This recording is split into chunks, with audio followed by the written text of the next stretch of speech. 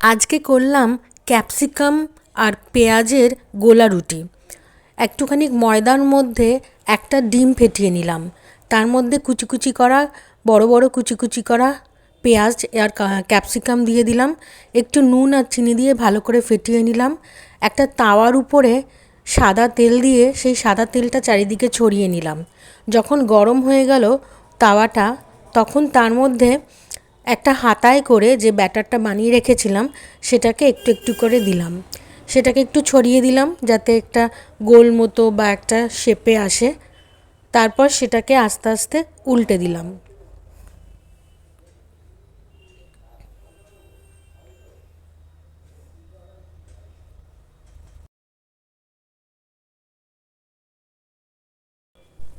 এবার একটা খুন্তি দিয়ে আস্তে আস্তে ওটাকে চারিদিকটা ভালো মতো ফ্রাই হয়ে গেলে পেছন দিকটা একটুখানি উল্টে দিলাম। আমার উল্টাতে গিয়ে একটু ভেঙে গেছিলো, কিন্তু এটা মোটামুটি উল্টে আবার করে ফ্রাই করে নিলে খুব সুন্দর খেতে হয়। ফাইনাল জিনিসটা খুবই সুন্দর হয়েছিল। একটুখানি টমেটোর সস দিয়ে এটাকে একটা প্লেটে আমি সাজিয়ে আজকে সকালের ব্রেকফাস্ট করলাম।